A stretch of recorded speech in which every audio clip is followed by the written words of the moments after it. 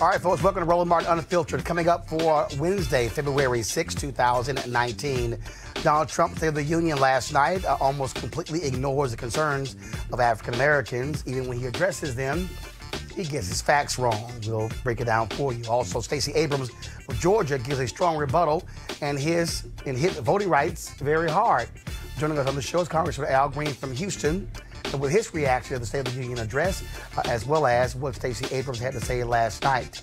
More drama in Virginia. The state attorney general admits he did wear blackface in 1980. And the woman accusing Lieutenant Governor Justin Fairfax of sexual assault comes forward with a detailed account of the encounter, very much at odds with what he says took place. A black woman in Texas is being targeted possibly to discourage black voting. Remember, this is the sister who was sent to prison because she voted erroneously. Then the Tarrant County DA was trying to charge her for a sewage violation. We'll tell you what's going on there with her attorney, Kim Cole, who will join us live. Also in Ohio, an activist, Amber Evans, has been missing for more than a week. We've got the details and how you can help find her. And folks, some white school security guards go real hard on a black female student. Wait until you see the video. It's time to bring the funk on Roland Martin Unfiltered. Let's go. He's got it. Whatever the biz, he's on it. Whatever it is, he's got the scoop, the fact, the find. And when it breaks, he's right on time and it's rolling. Best believe he's knowing. Putting it down from sports to news to politics. With entertainment just for kicks, he's rolling. It's on go, y'all. It's Roland Martin, yeah. Rolling with Roland now. He's funky, he's fresh, he's real, the best, you know he's Roland Martin now.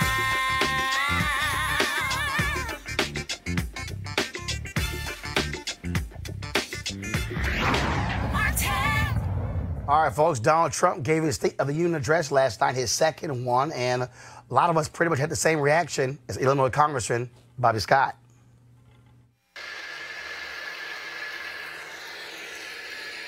We eliminated the very unpopular Obamacare individual mandate. Trump did talk about African Americans at least twice in the speech, and here's what he said. And just weeks ago, both parties united for groundbreaking criminal justice reform. They said it couldn't be done. This legislation reformed sentencing laws that have wrongly and disproportionately harmed the African American community. The First Step Act gives nonviolent offenders the chance to re-enter society as productive, law-abiding citizens. Now states across the country are following our lead. America is a nation that believes in redemption. African American, Hispanic American, and Asian American unemployment have all reached their lowest levels ever recorded. So what didn't he talk about? Well, let's see. Voting rights, voter suppression, racism, white domestic terrorists, poverty, really health and education disparities, and income inequality. Joining us right now, somebody who was there last night, Congressman Al Green from Houston. Congressman, how you doing? Doing quite well, better than I deserve. Now, I was not in the room. So you chose... I was on the Hill in my office. So you chose not to sit in the room? I have not been there since he has been in office. And why is that? Because I'm protesting the bigotry that he places in his policies. I don't think that I should be there to legitimize what he's saying. What did you make of, again, him starting out with this call for unity, and then we all of a sudden switched to the Stephen Miller portion of the speech, where it was just hardcore immigration and things along those lines? Yeah, I think it's very difficult to expect unity when you indicate that you can have peace and legislation, but if you have war, you cannot have negotiation. It seems to me that there was a subtle threat in there for those of us who would like to negotiate, understanding that if we don't give him what he wants, he won't sign anything that we want. We also issued a threat by saying don't you dare investigate me. Yes, that's what it's all about, the investigation. And he's been doing this since Mr. Comey was fired. You might recall all of this started when he fired Comey and then went on national TV at prime time and confessed that he was thinking about the Russia thing at the time he did it. And so when you saw him, I thought one of the most hilarious moments was where he tried to take credit for the number of women elected to Congress, when the reality is, on the Republican side, they have the same number of women in the U.S. House as they did a decade ago. The growth when it comes to women is on the Democratic side, and that's because they beat folks who were supporting his policies. Yes. Well, he's always had a distant relationship with reality and truth. This is just another one of his attempts to engage in his insidious prevarication. But I do appreciate the fact that the Democratic women were there, and they were all in white, and it made it very clear to the listening audience and looking audience that they stood for something other than what he was standing for. And of course, they were busy high-fiving themselves by saying, wait a minute, we'll give ourselves credit for what happened, not what he's trying to do. And he, of course, was taken aback. He didn't realize what he was saying, it seems, and that this would be something that the Democratic women would find favor with, the fact that they have brought this great new influx of females into the Congress of the United States of America. And so, look, first of all, you give one of these speeches, and it's all great and wonderful, and, you know, but at the end of the day, how long will the union last? But what, another 10 hours? What you got? Well, the unity can't last because the president doesn't align himself with his verbiage. He consistently will betray those that have trusted him to go out and negotiate deals. It's happened with senators. It's happened with members of the House of Representatives. He seems to have a group of people, most of whom are not in Congress, dictate what his policies would be. Coulter, Limbaugh, Hannity. Those are the people that he really listens to. All right. And so what happens next? What happens next with House Democrats? Well, here's what happens next. The conference committee will come back, hopefully with something that we will be able to agree to. But I think that the president is going to use his emergency powers to go forward without the benefit of legislation and engage in litigation, understanding that it'll be tied up in court for some period of time, and he'll be able to claim his victory, take a victory lap, and move on to his next prevarication. All right, then. Congressman Al Green, always good to see you. Always here on the show. Thanks a lot. Thank you. All right, folks. Now, after listening to 90 minutes of number 45 laying out his plan for the country, did anyone really change their minds about who he is? Now, then, of course, so many people were waiting for Stacey Abrams to give her response to the president's speech. Now, she wasn't in Washington, D.C. She did it from a union headquarters there in Georgia. And, of course, she was a former candidate for governor of Georgia. By most accounts, she did a very good job. And she really focused hard on the issue of voting rights. In this great nation, Americans are skipping blood pressure pills, forced to choose between buying medicine or paying rent. Maternal mortality rates show that mothers, especially black mothers, risk death to give birth. And in 14 states, including my home state, where a majority want it, our leaders refuse to expand Medicaid, which could save rural hospitals, save economies, and save lives. We can do so much more. Take action on climate change. Defend individual liberties with fair-minded judges. But none of these ambitions are possible without the bedrock guarantee of our right to vote. Let's be clear. Voter suppression is real. From making it harder to register and stay on the rolls, to moving and closing polling places, to rejecting lawful ballots, we can no longer ignore these threats to democracy. While I acknowledge the results of the 2018 election here in Georgia, I did not, and we cannot, accept efforts to undermine our right to vote. That's why I started a nonpartisan organization called Fairfax to advocate for voting rights. This is the next battle for our democracy, one where all eligible citizens can have their say about the vision we want for our country. We must reject the cynicism that says allowing every eligible vote to be cast and counted is a power grab. Americans understand that these are the values our brave men and women in uniform and our veterans risk their lives to defend. The foundation of our moral leadership around the globe is free and fair elections, where voters pick their leaders, not where politicians pick their voters. Now, today on Capitol Hill, Congressman Elijah Cummings, who leads the Democrats' House Oversight Committee, he also gave an impassioned speech about the importance of voting. Here we go to my iPad. 1 year ago today, on my mother's dying bed at 92 years old, former sharecropper, her last words were, "Do not let them take our votes away from us." They had fought, she had fought and seen people harmed, beaten, trying to vote. Talk about inalienable rights. Voting is crucial, and I don't give a damn how you look at it. There are efforts to stop people from voting. That's not right. This is not Russia. This is the United States of America. And I will fight until the death to make sure every citizen, whether they're Green Party, whether they're Freedom Party, whether they're Democrat, whether they're Republican, whoever has that right to vote. Because it is the essence of our democracy. And we can play around and act like it's not. And guess what? I want to be clear that when they look back on this moment 200 years from now, that there are those of us who stood up, and they'll be able to say they stood up and said, we will defend, they defended the right to vote. For so many people, their rights are pulled away from them, then they got to put in laws and get them back. Pulled away from them. What does that mean? They cannot progress rapidly. They cannot progress with the rest of society. And all they're trying to do is trying to control their own destiny.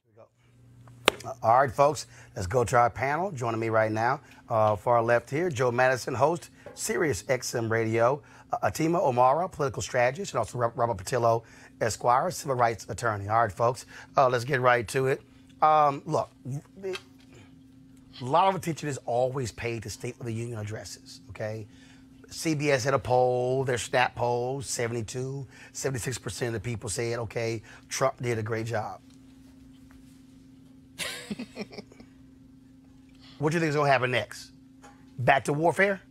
Well, I think what President Trump was doing, this is the first time trying to be bipartisan. This is the first attempt to reach in across the party line, because when he had control of the House, the Senate, the judiciary, he felt that he could run roughshod over the rest of the American people. He did. Yeah, well, the problem was that the radical elements of his own party wouldn't even go along with parts of his agenda. But now that he realizes he doesn't have the power to simply do what he wants and ramrod that through, he's actually putting olive branches through, pulling olive branches out there. That's why he's talked about the first step. He talked about minority unemployment. So I'll say let's find out exactly how far he's willing to go, because since he's now realizes he can't get his agenda through without making compromises, let's make sure we're at the front of that compromise line. But he's always talked about minority employment, but there was nothing behind that. Nothing. No, there isn't. I would agree with Robert that I think that there was an attempt to try and be more measured, more bipartisan looking. I don't think that actually, I mean, as some woman said, it was a black woman, not surprising. And she said, you know what, show me the receipts. I'm waiting for Donald Trump to appear at 12 a.m. on Twitter, because that's the man that we all know. And he was trying to, not show that in his State of the Union. So, he's going to take credit for a lot of things, as we've long known have been under Obama administration accomplishments. But, he's been sufficiently neutered, for lack of a better word, by Nancy Pelosi. He's having the State of the Union on February 5th because she was like, nah, you ain't getting your wall. We won an election by saying we're not going to do a wall, and it doesn't do us anything politically to give you what you want. So, you're going to have to work with us and figure out a way to make that work. And clearly that was the approach she was at least trying to make in the State of the Union. Whether her actually put that in action, that's up for question. Joe. Well, people are talking as if this man hasn't broken every norm as it relates to reasonable politics. Look, he started off bipartisan, and it only lasted about 10 minutes into his speech. Yeah. And this whole thing of, for example, we would have been at war if I had not gotten elected, and millions of people would have died. That was one of the most absurd things that I've ever heard, and I think anybody has ever heard a president of the United States say. The reality is he started tweeting the very next morning, and he's right back to where it is. Here's what I anticipate will happen. The conference committee will come up with a bill that probably they will agree to, both sides will agree to. They'll vote for it. He'll probably veto it, and he's going to declare a national emergency, and it gives him cover. It gives him cover with Limbaugh, Laura Ingraham, Sean Hannity, because he knows immediately it's going to be challenged in court, as we all know sitting here. But he will say, I got my wall, though he won't be able to spend a dime on it being built. And as far as this taking credit for unemployment, I used the analogy this morning, Roland. If you ever watched a relay track team, the person who runs is supposed to give you an advantage, and then when that baton is passed, you've got a lead. Donald Trump's role was to maintain that lead, and that's what he's done. So you got to give him credit, but he also has to thank President Obama for coming out of the blocks fast and being able to get the economy back on track. He's just never done that. So. And he never will. Yeah. Well, and again, though, I mean, the reality is this is not a president who wants to have real substantive conversations with civil rights leaders. He doesn't want to have real substantive conversations with African Americans who are integrally involved in economics, when it comes to small business. They have the big old news conference talking about the opportunity zones. Okay, what you got? Show me something. And so it's all talk.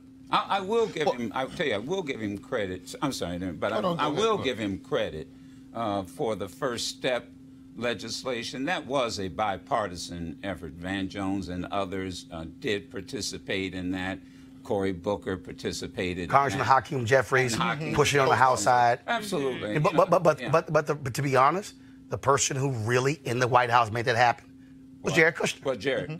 Was Jared Kushner. That's right. Well, and that for me, that's why I say that it's worth engaging with President Trump to see where he's willing to go. Because if you had asked most of us a year ago and said, would he be signing prison reform legislation, even if it's minor prison reform legislation, into law by November or December, we all would have said, hell no. So if right now he's in a desperate situation where he needs allies, where he does not have the leverage that he once had, let's push it. Let's see how far he's willing to go. Oh, no. Hold on. No. On this show from day one, I said we must engage him because we are still constituents.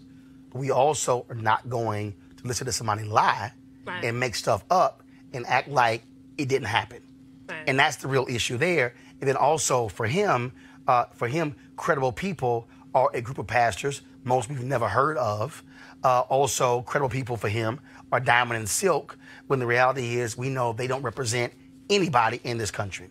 And so he is going to actually have to have the guts to be willing to meet with credible black voices on these issues. He won't do town halls in front of black people. He will not sit down with black media, black-owned media. He will not engage civil rights organizations. So if he is serious, let's have that conversation.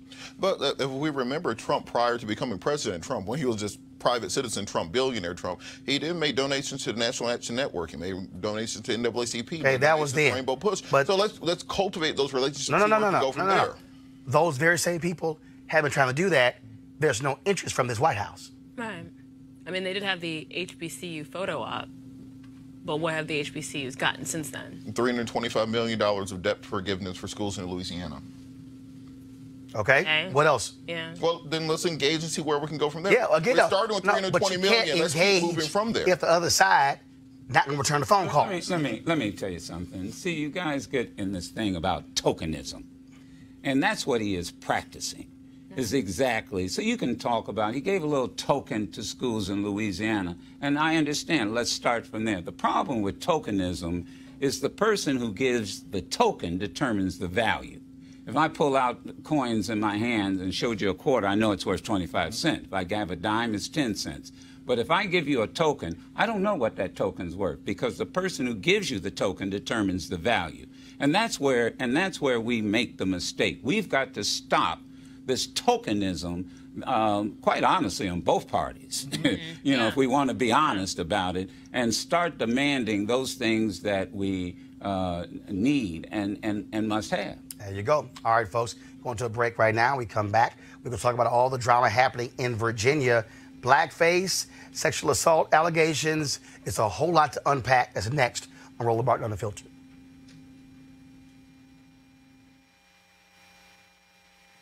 You want to check out Roland Martin Unfiltered?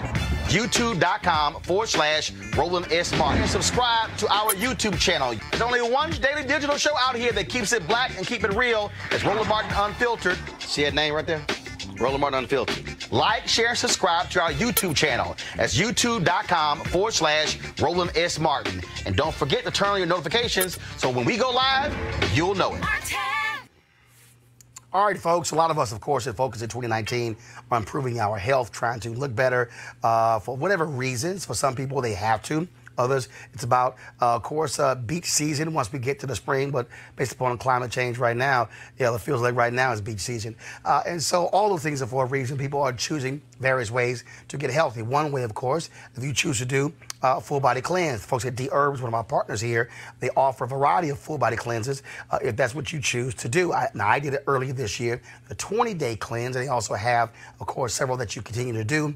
And so if it's about weight loss, if it's about overall well-being, you can try the D-Herbs full body cleanse. Now, all you have to do to support, if you want to try it, just go to DHerbs.com, DHERBS.com. Use the promo code ROLAND. Use the promo code ROLAND. You can also call their number, which is also a number that you can call, 1-866-4-D-Herbs. 1-866-4-D-Herbs. Remember, use the promo code ROLAND for the discount when you go to checkout. Again, that's 1-866-4-D-Herbs, 1-866-4-D-Herbs, or DHerbs.com. Don't forget to use the promo code ROLAND. We certainly thank them being one of the partners here on Roland Martin Unfiltered. All right, folks, madness in Virginia. Madness. Let's first start at the top. Democratic Governor Ralph Northam had blackface on his personal page in his medical school yearbook. Okay? Over the weekend, tons of calls to resign. So far, he has chosen not to do so. He's hired a crisis communications firm, brought them on board to help him out as he's basically lost all support among local, state, and national Democrats. Okay? That's happening. Then, of course, next, Lieutenant Governor, actually, first I'm going to deal with the Attorney General, of course, today. Now, remember, this is interesting. The Attorney General, he called for Northam to resign because of his blackface. Well, here's the problem.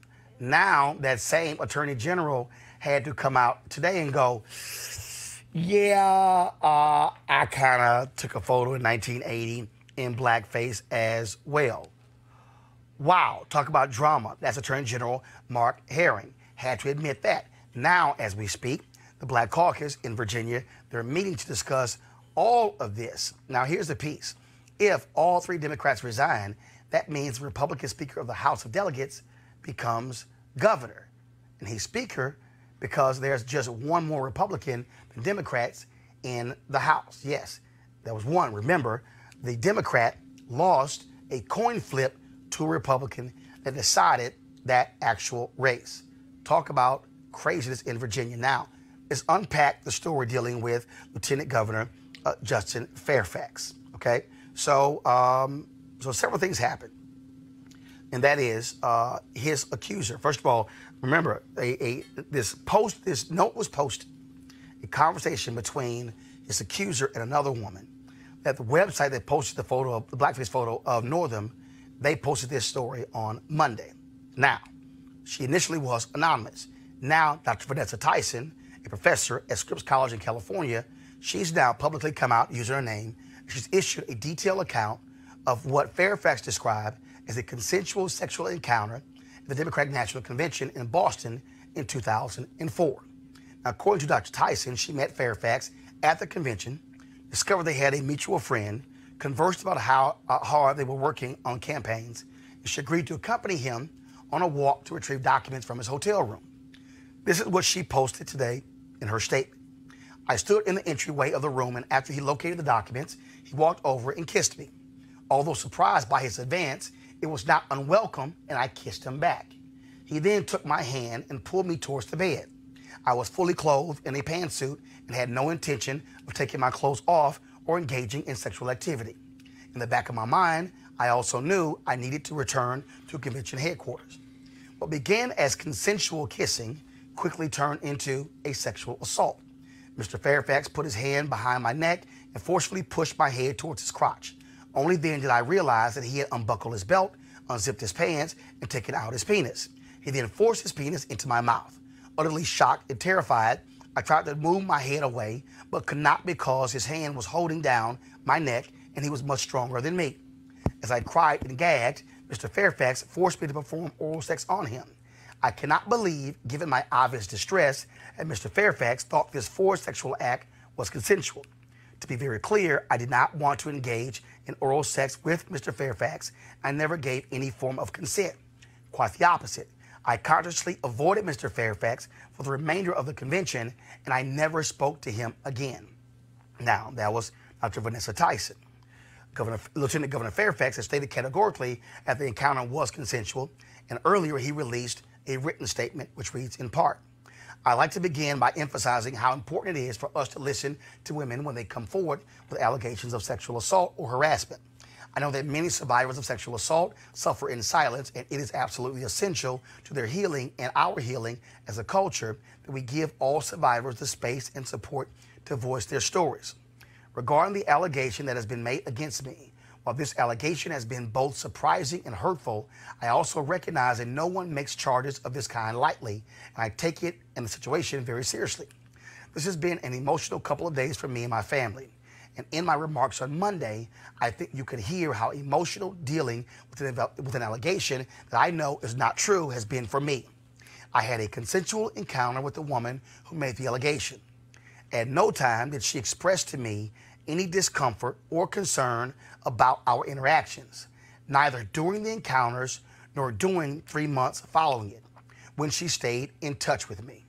That's the Virginia Lieutenant Governor, Justin Fairfax. Now, I want to go to my panel on this because we saw this summer. First of all, you've seen some reports saying that Justin Fairfax hired the law firm that helped Brett Kavanaugh.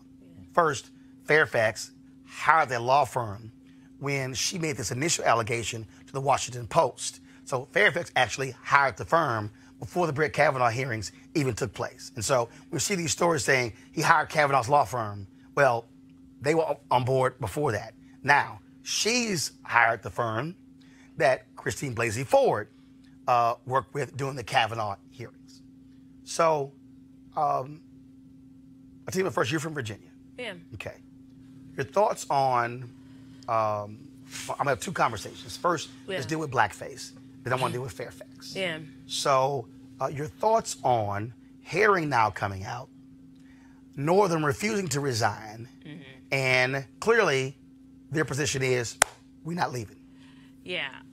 So on the in the specific result issue of this has been a couple of days. So like I'm a little, when I start talking about it, I'm a little lost for words, which I normally am not, but it's just been a couple of amazing, even the last 4 hours. But in the case of Northam, he actually did the right thing. The first instinct was, this is on my page. On Friday. He apologized. He apologized. He owned it. You know, there's now state senators, state house members who said he called, he apologized, he wanted to atone. Next morning, advisors come, it won't meet. I don't know how it got on my page. It's a mistake. And then, of course, we saw the ensuing press conference that has been made jokes of in late. And now he's hired a private investigator to figure out who was it on the page. Right. All of this. Now, he blew an opportunity, I think, to have a really good conversation about the evolution of who he was as a person, growing up in a time in Virginia where he definitely inherited a whole bunch of messy remnants of white supremacy, Jim Crow, all of that in the capital of the Confederacy area. He blew that opportunity. What in the issue of Herring, what is very frustrating is, one, I'm glad that he put out the statement, and I think it was a very well-written statement. I think it was very thoughtful. The problem is, though, he called for Northam's resignation, supported Fairfax moving up, and knowing probably that this was somewhere in his background. If he had said, you know, he hadn't said anything at all, this would be a very different situation, right? Or if he'd said when that happened, well, since we're all sharing about blackface, why might I want to talk about me and what I did in 1980? Right. And he missed that opportunity. So there's a lot of frustration right now about where we are and how we got here. But, you know, right now, I mean, we're in basically sort of a state constitutional, I don't want to call it a crisis, but what do we sort of do with that, especially as we as a party have drawn a line in the sand and said this is not acceptable, especially in the era of Trump, which I think is a good thing. But there is no way, I mean, I think that the reason why a lot of legislators aren't on TV or anything right now is because they're trying to figure out what can we do within, you know, realm of government. So, Robert, on the blackface, what do we do? Should they resign? Should they stay? One happened in 1984, one happened in 1980. Let's throw the whole state away. Let's understand one thing. People can change rhetoric. It does not change who you are.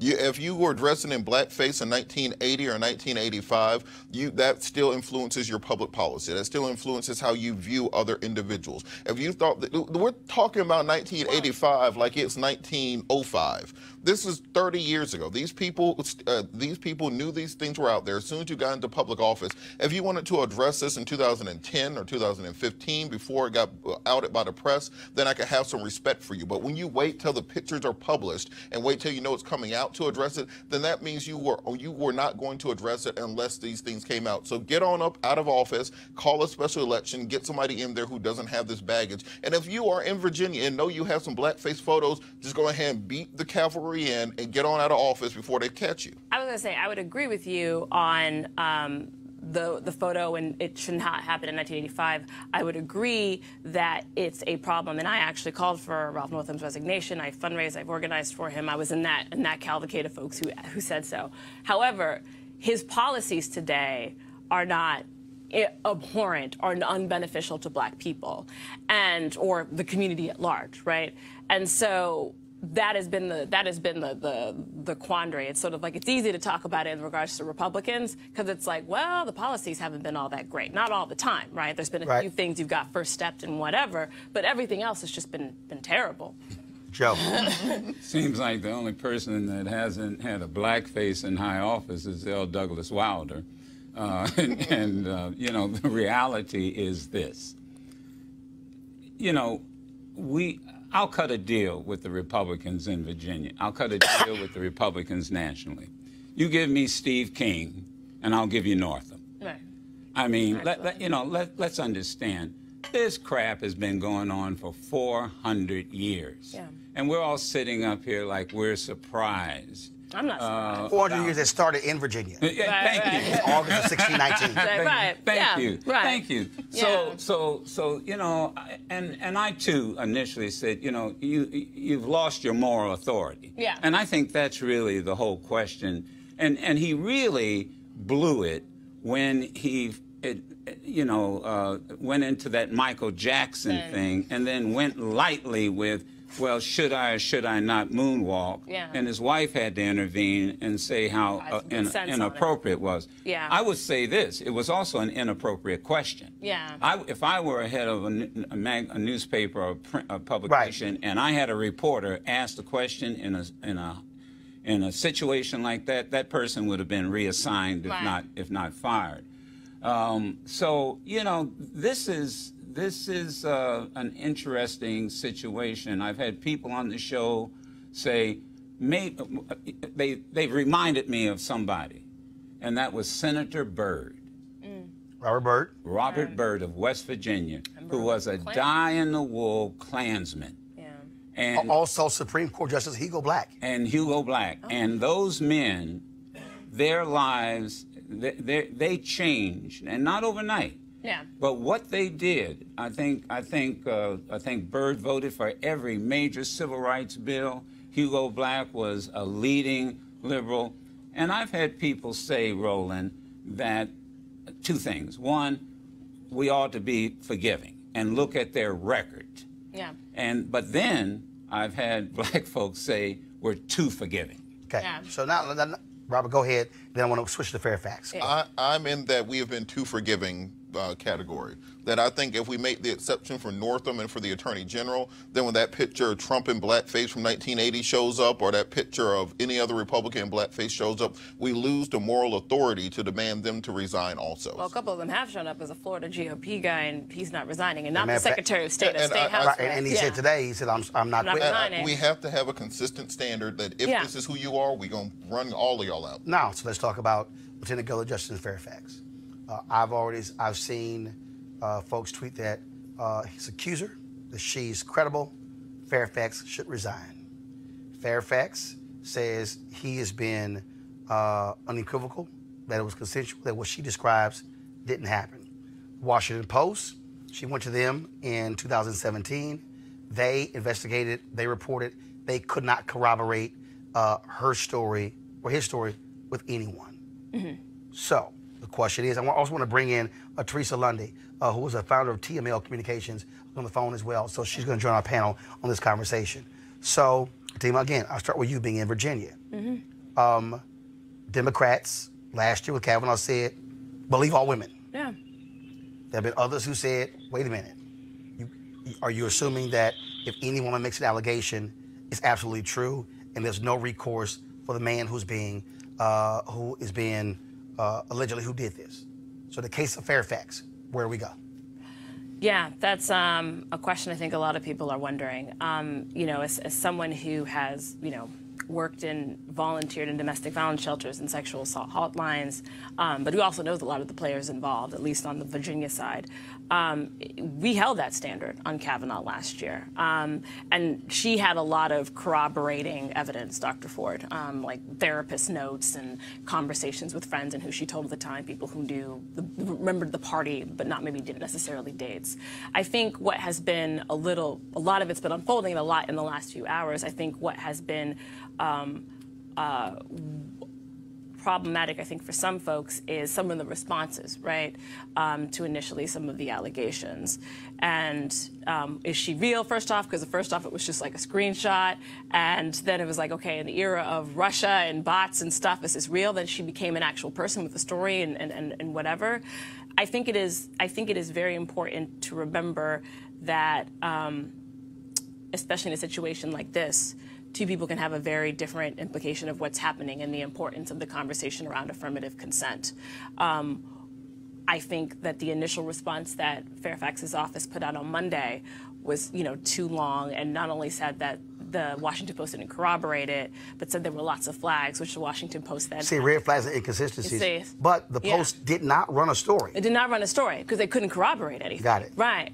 And so it's like a he said, she said, and that's problematic, but because of what the Democrats have said, and a lot of advocates have said, and I think that it's based off. I found the responses a bit disappointing from the office on this matter. I think this statement tried to correct some of that today, but in saying it was consent, you could have said, "I'm hurt.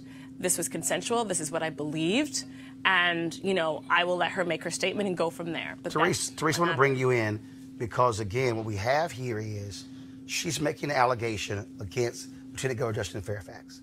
In her statement, she said that she didn't tell anybody from 2004 to 2017 until she saw a photo of him running for lieutenant governor. Then she said she told folks in 2017. And so now, again, so where we stand is, to Atima's point, you don't have therapist notes. You don't have a friend saying, she came to me. Now, at the time, 2004, she was working with a rape crisis center in Boston. And she also gave an interview in 2007 where she talked about being sexually molested by her father, who went to prison. In her letter, she said, Teresa, that the Fairfax folks are saying, well, she made no mention in this 2007 interview about being sexually assaulted in 2004. She says, well, because I didn't mention it doesn't mean it didn't happen. And so how do you assess all of this as to where we stand today? Thanks, Roland, for bringing me in on this. Where we stand today is really quite difficult because, honestly, I think the rule of justice needs to start calculating. As it seems right now, it is not even taking place, where, you know, public opinion is now in place. And again, we're not dealing with someone who's a first-time candidate. We're dealing with someone who's ran for elected office before. And now we're kind of seeing, you know, unfortunately, we see the Kavanaugh piece as a example, especially with the law firms being a part of the overall conversation, which means they're actually taking the ranks and actually helping, you know, national clients as it relates to this. So obviously they're getting their own boost. But I think where Justin Fairfax is, he's not having those supporters that he had in 2017. What I mean by that, I mean, you know, President Barack Obama in 2017 was at the forefront of all the conversations, and also bringing him on stage saying he supports him. So it's kind of one of my major concerns, because now these people that backed him when he was on a national stage early on, either in Virginia, either in Washington, even in some of his districts, there was no report then, right? And there was numerous opportunities to do so. So for me, I'm just I need to see more of the people that said they supported him early on. Even though this notice did come out in 2017 and there was no investigation on the Washington Post, I think, again, if I was Justin Fairfax on the PR side, I would go a step further. I would do a lie detector test on his part. And then also, again, identifying some of those influencers and making sure that they are promoting what they initially thought about who he is and making sure they're promoting his character. I think that's the best ability right now. Robert. Eric, throw the whole state away. I've had a bright line on this issue. No. I'm discussing the whole state, specifically on Fairfax. I've had a bright line that if these accusations come out against an individual, I believe you should resign, adjudicate the issue, get. But how? Okay, hold on. But how do you adjudicate the issue when she says it happened in 2004? This is 2019. Mm-hmm. There's no evidence. There's no friends were told. So you literally, the reason the Washington Post didn't report it, they said they could not corroborate her story or his story. So how do you adjudicate something when there's nothing there to adjudicate? Well, let's understand the vast majority of sexual assaults are never reported to anybody. I understand that. The amount of shame that goes along with it, the amount of victim blaming that goes on. Now we're telling somebody, take it from the other perspective, we're telling this woman to go back 15 years and find proof of what happened to you that you can demonstrate to the public. This is part of the reason people don't come forward with accusations. You just said adjudicate it. I'm asking you, okay, yes, as an attorney, yes, how do you adjudicate something when there's nothing there to, you literally have.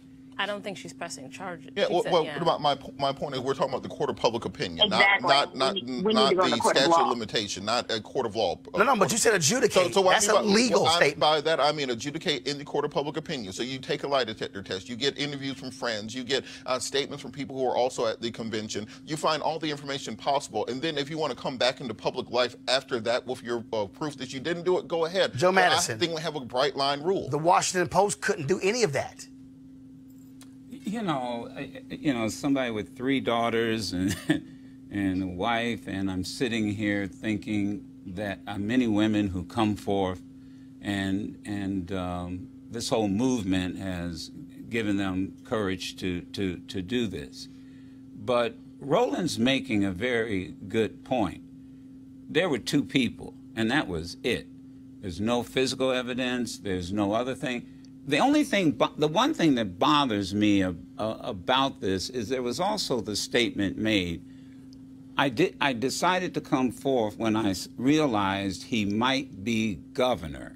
Yeah. Why should that make a difference? So I will actually speak to that because I know I know a lot of Black women, especially women survivors, but Black women survivors who I've talked to in sort of my work. And one of the things was Zerlina Maxwell, who you might know from MSNBC. Yeah. She said, "Listen, if I have never named who have raped me, but if he was ever to be appointed to the Supreme Court, run for governor." Heck yeah, I'd say something. That's the answer. But to that point, I want you to speak to it, and Teresa as well. That answers that question. No, but I do want to speak to it. So in Virginia, the governor only serves one term. So even when he ran for lieutenant governor, he was the second highest ranked person in the state. Right. Well, and I think I read in the statement or some article that the first time she's out in California, I have a lot of people who don't pay attention to anybody else's state politics but their own, that she'd seen something about it in October 2017, and that was when he was running for lieutenant governor. Right. He had run for AG in AG. Yeah, he ran for AG, but she hadn't really noticed that. Right. The election was the next month. Yeah. And what's also interesting, she said she never talked to him again. In his statement, they had talked afterwards. Yeah. Well, and I mean, that, I guess, like, you're the lawyer here, but I mean... So, hold on, Joe, I'm going to bring it to Teresa. No, all right, the only thing is, people said he should take a lie detector test. I think that would be a start. Should she? That's where I was going. She should take a lie detector test, too. Teresa? Absolutely. Absolutely, I agree with that. So, Teresa, go ahead. A lie detector test can, it's not fully 100% because, apparently there's some sort of science we can move around it. But I think, again, if you're going to state some of these claims and like the young lady said, just, decide when, depends on what type of office or higher office they decide to go and run for. And then that's when you decide to tell your story. That is actually a very bad stain on civic engagement at a whole, but also just hurting someone's character. And obviously, the first step is just the lie detector test. But again, there has to be some measurement of actuality and facts that should come across. But I'm not seeing that right now, and nor is anybody actually bringing that up for dialogue. So unfortunately, right now, where the landscape is for that second highest office in Virginia for only one term. So, but it just seems like the special election that will particularly happen if both of them, in the court of public opinion, kicks them out, then I think something else probably will have to take place instead. So got it, Robert. I take the exact same standard that I use in my personal life that I use in public life. So if my sister, mom, nieces, nephew, wife come to me and say they've been assaulted, I'm riding out immediately. So I think that's the exact same standard we have in public office. Let's flip it. Woman accuses you exactly what he's been accused of. I'm stepping out of public. Yeah, go ahead. Hold up. Let's say you work for a law firm. Do you resign from the law firm? Resign. I'm taking my time out of public life. I'm going to prove my innocence. I'm going to gather all the information. If I say we have 3 months of correspondence, I'm getting 3 months of correspondence. I'm getting witness statements. I'm getting lie detector tests. I'm going to prove my innocence. Also, I don't put myself in positions like that. But because of that, step out of public life, bring your information, then get back. Then you can rehabilitate yourself and come back triumphantly. Don't try to fight your way through it in the public eye. Tina, and then final comment with Joe. Yeah, I mean, I think he, in this era that we're in, and especially because, she has come out and been very incredible, he has to not respond in some of the ways that he has initially responded, sort of in press gaggles about it. And also, I forgot about the 3 months of correspondence, but that would probably be something automatically he would want to produce, right? And he said, she said. But I think also I want to say this, and it applies to all three of them. All are entitled to forgiveness, grace, atonement, all of the things, and due process, whatever that is in regards to any of their cases. None of them are entitled to hold the office that they hold now. Joe. I don't know what else to say about this. I mean, it's two people started out apparently consensual with kissing and whatever else happened in a hotel room. I'll just close my comments that this is a teachable moment, particularly for young men, any man for that matter, that no means no. I mean, this is just that simple. And I hate to close that way, but I think, you know, I don't know what he's going to do. I don't know, you know, we've had, I think Bobby Scott was accused of sexual harassment. And he, you know, he stood firm. Look, I did not do this. And that sort of went away. Yeah. I believe it went away. It was tied to a couple of conservative guys who put this girl up. And that's the other thing. We forget there's politics involved in all of this exposing now and keeping this alive. Got it. You know, so I just, it's a horrible situation. We have to, as men, understand that we cannot use women as objects, and when they say no, no is no. All right, folks, we'll be following this story, certainly to see what happens next. Is one certainly not over. Got to go to a break. We'll be back on Roland Martin Unfiltered.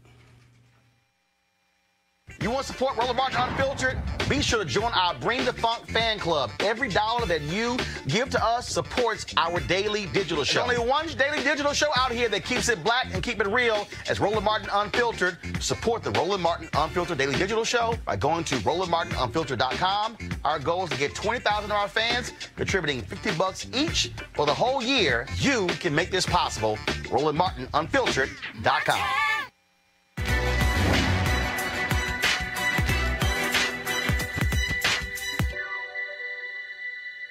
Musically, we were changing the way that we spoke to reflect the way that we felt.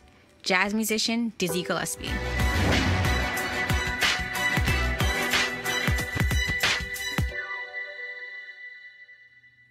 All right, folks, let's talk about this initiative by Ford. Now, calling all HBCU alumni, students, and leaders, you can enter the Ford Motor Company HBCU Mobility Challenge and win $25,000 for your school. Building on their long-term support of HBCUs, Ford is looking to improve mobility in HBCU communities through innovative solutions. Now, the winning program will receive a grant of up to $25,000 to implement their proposal.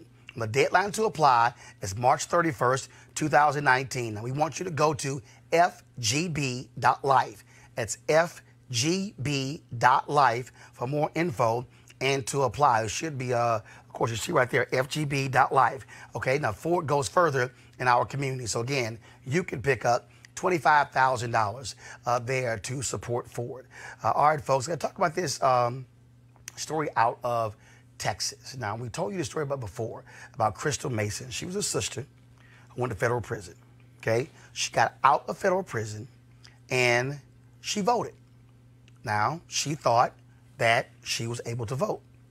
All of a sudden, they said, nope, you could not vote because you was convicted of tax fraud in 2011. Again, she was on parole at the time. Last year, she was convicted of voting illegally in March of last year.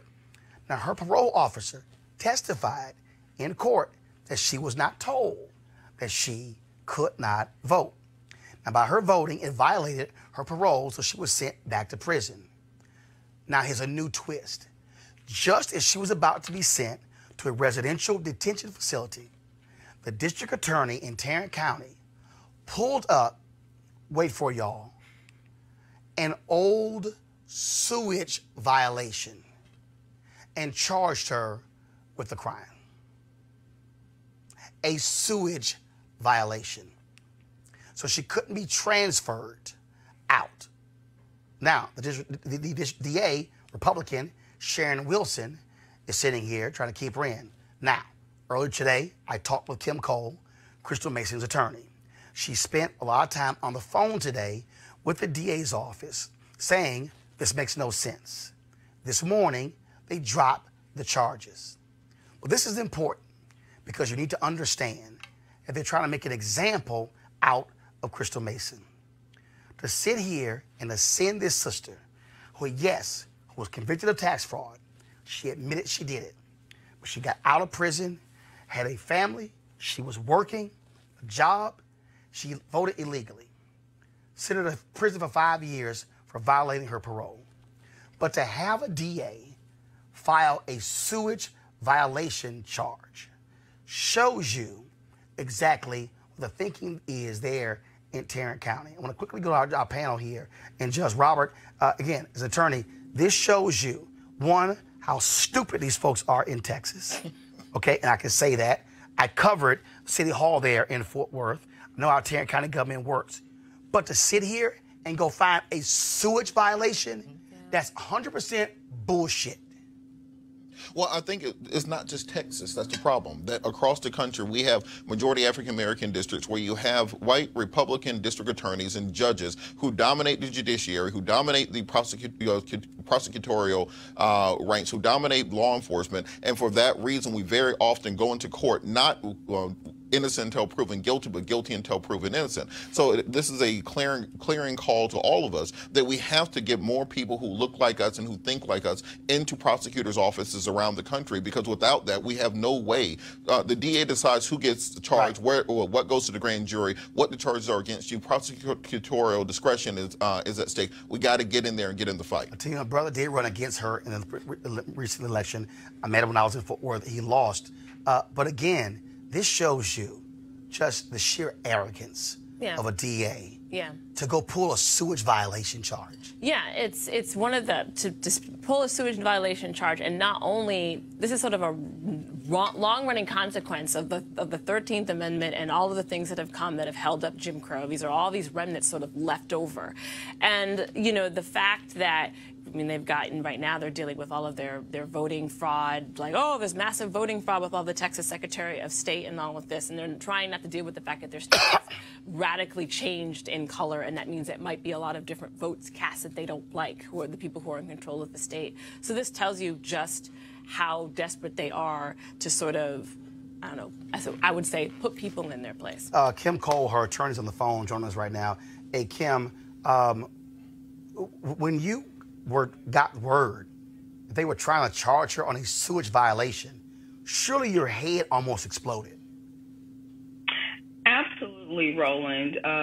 This is ridiculous. It is insane. I found out about this because Crystal is eligible for to be released to a residential reentry center. And so through this process, I guess they did a warrants check. And as it turns out, there was a warrant for a sewer charge. Like, first of all, what the hell is a sewer charge? Not a sewage violation. What is that? Yeah. It's a violation for I guess a code violation for her sewer at her property. A code violation. Mm-hmm. Now, this is the kind of stuff. Typically not a criminal charge. Civil. So this is the kind of stuff that when you look at what happens, how cities, frankly, keep the poor by slapping on these type of charges. And what's crazy is that the DA didn't look at it and go, okay, this is stupid. No, she actually filed charges. Yeah. Yes, so Roland, this gets a lot deeper than you likely have time for right now. But the warrant for this was, I found this out after the fact. The warrant for this was obtained on August 30th, which was the same date that Crystal had her hearing to revoke her federal supervised release. So the Republicans in Tarrant County wanted Crystal to go to prison. They wanted her in jail.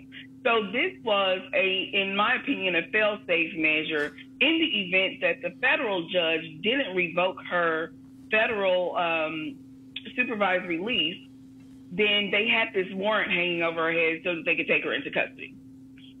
So that is unbelievable. The warrant's been active since August 30th. Nothing ever happened. Nothing became of it because the judge did sentence her to prison time. However, now that she's eligible for supervised release, we found out there was this warrant that was that's been outstanding. No charges had been filed. And I guess now that they find out that she's up for release, they took it to the DA's office. And on Monday, the DA filed charges. So you've been on the phone since then. So what's the status of Crystal Mason's case right now? Right now, these charges have been dropped and the warrant has been recalled. Okay. So will Crystal now be transferred to a detention facility? She will be, she is now eligible to be transferred. There's still a process that she has to go through, but at least this doesn't block her or prohibit her from being considered to be transferred to a residential reentry center. And how much time is she supposed to be serving in prison? So the time that she's serving right now, she's in federal custody, and the judge in her federal case sentenced her to 10 months in federal confinement for violating the terms of her supervised release by obtaining a new charge, which was, in fact, the voting charge that she was convicted on. And on that charge, that conviction, she was sentenced to 5 years in state prison. So a total of 5 years and 10 months. Okay, so she's going to leave federal prison. Mm-hmm. And then she's got to go to state prison? Hopefully not. Her state case is under appeal. There hasn't been a decision on it yet. So once she discharges her federal sentence, if her state case hasn't been finally decided, she'll be a free woman until her state case has been decided. Do you have any state legislators who are in your corner saying this is idiotic? We're working on it. We're working on it. There is a petition going around, not only one to our governor, but there's also one to the district attorney, because the DA's office can also commute her sentence. The DA's office there in Tarrant County?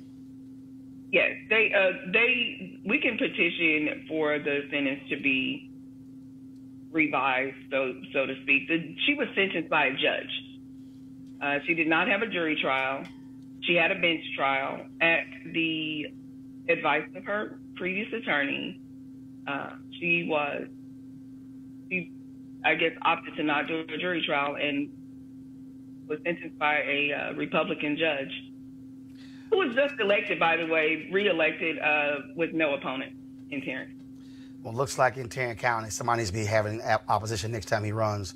And I might have to be making a visit to the folks down in Fort Party Worth, because this is stupid to actually spend state resources to imprison somebody for 5 damn years for voting illegally is an absolute waste of state resources.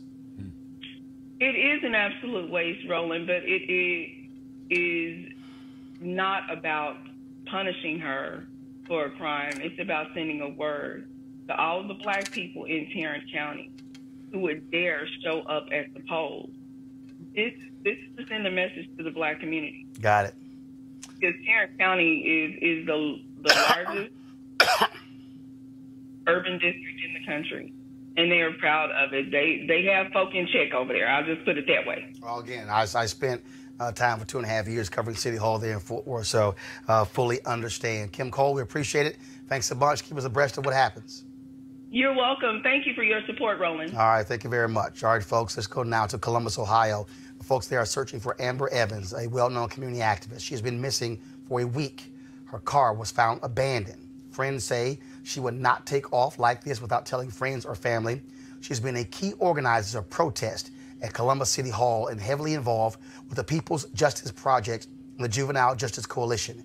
Joining us now to talk about this case and the way mainstream media ignores the missing black people, especially black women, is Derica Wilson, CEO of Black and Missing Foundation. Derica, I don't see this woman's story on CNN, on MSNBC, on Fox. I don't see it. She's been missing for a week. Right. A female activist. Mm-hmm. Our stories are unworthy with the mainstream media. You know, the decision makers in the newsrooms, they don't look like us. And we struggle with stories such as Amber's story and so many other Amber Evans out there. You know, here's a lady that's missing a week. Family don't know where she is, well known in the community, and no one's looking for her. Have you been in touch with folks down there? Or what kind of support do they need? I mean, what You know, what does the search look like? What's going on? There's not much effort besides her family, her friends, you know, doing the searching. We need coverage because she can be anywhere. I know that her car was found. Her car was found in a location where she would typically go to clear her head. She had just gotten into an altercation with her boyfriend. And so, you know, there is also that correlation between missing persons and domestic violence. Right. You know, I would love to know what the efforts are for the Ohio Police Department as far as their interviewing with the boyfriend to try to get more information. This woman did not just fall off the face of this earth. Joe, you got a question? No, I was thinking about the newly elected governor of Ohio, DeWine, who tries to be a compassionate Republican. He definitely should be challenged. The state troopers ought to be challenged on this one. And, you know, Roland, we all should be on this case. What tends to happen is, you know, wealthy white people, you know what the first thing they do? They hire private investigators and they hire public relation firms. And you know how that worked when you were at CNN. Yep. And they can then get that kind of attention. But even if you're white and wealthy, as long as you're white. And they hire those firms. We don't have the resources to do that. We don't. But some of them don't hire. It's the law enforcement that always also bring in the FBI too. Yeah. So with our cases, they're not even bringing in the FBI. So you're absolutely right. Some of the families hire, but then law enforcement, they don't really take our cases serious. You know, they will quickly ask for additional resources with the FBI. And of course, when they get involved, you see it all over the national news coverage. I think this is where, once again, I'm one of these people, I believe you go to the top. Well, and you go to the governor who just got elected. You know, he had a pretty good percentage of African-American votes. It shouldn't make any difference. This should transcend race. This is someone's daughter, someone's mother. I think the reality is you take it to the top. Everybody listening should be just blasting the governor's office so that he, tomorrow morning, picks up the phone, calls the powers to be in Columbus, and they deal with this. Maybe the family even need to conduct a press conference, you know, in front of the governor's office. Absolutely. Go ahead, Atima and Robert. Go ahead. And also, go ahead. Oh yeah, I was just gonna say that it just reminded me, and I can't remember if it was Family Guy or Simpsons or which one. I think it was Family Guy, and there was a clip with the news, and it was like reporting on a girl missing, and her name was Becky, and everyone was like, oh, that's so sad. And it's like, her name is Becky Gutierrez, and they're like, oh, that's not news. Like as they comment on how you know, women of color, people of color, when they disappear are minimized. And it's like, great, this is like on a national cartoon show. But it's an issue that 7% of, I was reading this before I came here, 7% of black women represent the population, but we're 35% of missing cases, and it's not taken seriously. And also I think this goes to the issue of voices in the media and the African American community, because often we don't control the editorial boards, we don't control the newsrooms. It's hard to get our stories told by people who don't have a particular amount of interest in what's going on with us. And if you look at cable news after 6 o'clock, there's very few voices out there who could make this a crusade. Or but see, this is what the mistake we make. It's not even a question of the voices, because those people who are on the air don't control their shows. That's right. That is right. Okay, let's be real clear. That's right. Be real clear. The executives determine what those rundowns are. Absolutely. All right? Now I'm sorry, and I'm not going to let us off the hook. And I'll tell you why. Man, if this were Beyonce or some other, you know, look what happened like with the Super Bowl and how all of that blew up. We have to have the same urgency and use this effectively, because we can't we all have agreed we can't depend on the executives in the newsroom. They don't look like us. Yep. They're firing people left and right who look like us. So the reality is that I don't want to. I think people. You know, you think of the tens of thousands that are watching this show right now, and you let the governor or the mayor of Columbus get 2,000, 3,000 hits, phone calls. Something's going to happen. Oh, absolutely. You know, when we started the organization 10 years ago, missing persons in the United States African Americans represented 30%. That number has increased to 40%. So this is a epidemic that's happening here, and we really need to get more diversity. We need to get more training for law enforcement, because I'm a former cop, and I do recall when I was in the police academy, we only spent, out of 6 months, we spent an hour on missing person cases because it's not considered a priority. Well, here's the deal. Just so, well, first of all, so y'all probably sitting there like, okay, why is he over texting on his phone? I don't waste time when it comes to this. So just so y'all know, okay, I just sent a text message to the former mayor of Columbus, Michael Coleman, who's a brother. I sent a text message to Congressman Tim Ryan of Ohio. Sent a text message to Congresswoman Marsha Fudge of Ohio. Then also Congresswoman Joyce Beatty, who represents Columbus in Ohio. So I'll let y'all know what they hit me back with. So just so y'all know, because see, I don't sit here and just waste time. So I'll let y'all know, follow me on social media, what they say. But I'll be damned if you're going to have this sister who's an activist missing and you're not going to have any coverage that's taking place.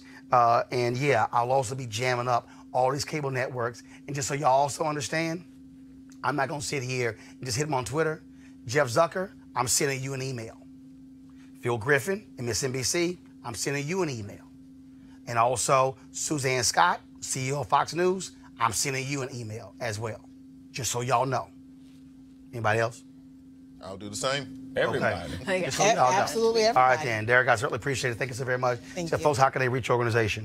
Reach us on online, bamfi.org, or on Facebook, Twitter, we're Black and Missing Foundation. And can you put the mayor's information and the governor's information? Yeah, the phone numbers and emails. All phone numbers, emails, that type of thing. Yes, we are using our platform. We have the information about Amber on our Facebook, Twitter, Instagram, all of those platforms. So we're circulating it and using all of our partnerships and platforms to get the message out there. All right, we surely appreciate it. Thank you so very much, folks. Real quick, officials in Hazleton, Pennsylvania said a high school girl started an argument which provoked 3 fights and got out of control.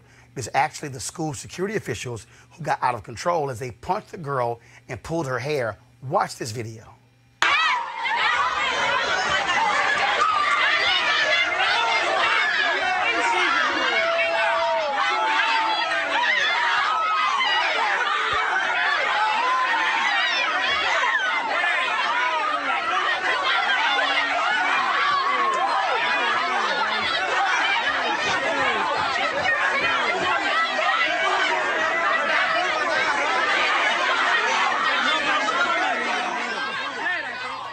Now, no matter what may or not have happened before the video started, these 3 white men were out of control. School officials defended the security officer's conduct. No shock. No shock at all. All right, I want to thank Robert. I want to thank Atima and Joe for joining us on the show. Thank you so very much. Derek as well, to also Kim Cole. Thanks a bunch, as well as Teresa Lundy and Congressman Al Green as well. Hey, folks, don't forget, one of the reasons why it's important to support Roland Martin Unfiltered is because of the conversation we had today, but also the stories that we cover, the mainstream media consistently ignores. And so it's important for us having our own voice, even though I barely got one, in our own platforms. So I want you to do me a favor, go to RolandMartinUnfiltered.com, join our Bring the Funk fan club. And remember, every dollar that you give also goes to making this show possible. Tomorrow, we'll have our live show, plus after our live show, an amazing interview with comedian Ali Sadiq. He talks about going to prison in Texas, talks about some older brothers who are in prison who saved his life. And I can't wait till y'all hear the story of what they did and how they shut the prison down when the Million Man March was held here in Washington, D.C. And so it's an amazing interview with comedian Ali Sadiq. We're going to live stream that tomorrow right after the show, so we can't wait till you see that. All right, folks, I got to go. Y'all have a great one. Holla.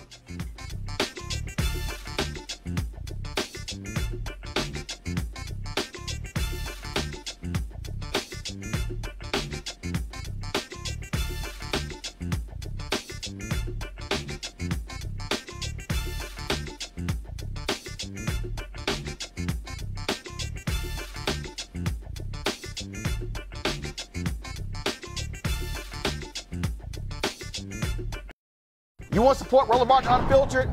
Be sure to join our Bring the Funk fan club. Every dollar that you give to us supports our daily digital show. There's only one daily digital show out here that keeps it black and keep it real. It's Roland Martin Unfiltered. Support the Roland Martin Unfiltered daily digital show by going to RolandMartinUnfiltered.com. Our goal is to get 20,000 of our fans contributing $50 each for the whole year. You can make this possible. RolandMartinUnfiltered.com. You want to check out Roland Martin Unfiltered? YouTube.com/Roland S. Martin. And subscribe to our YouTube channel. There's only one daily digital show out here that keeps it black and keep it real. It's Roland Martin Unfiltered. See that name right there? Roland Martin Unfiltered. Like, share, and subscribe to our YouTube channel. That's YouTube.com/Roland S. Martin. And don't forget to turn on your notifications so when we go live, you'll know it. Hey fam, want to check out Roland Martin Unfiltered? The blackest show on all of digital, cable, and broadcast. Check out our audio podcast. There's only one daily digital show out here that keeps it black and keep it real. It's Roland Martin Unfiltered. Press play.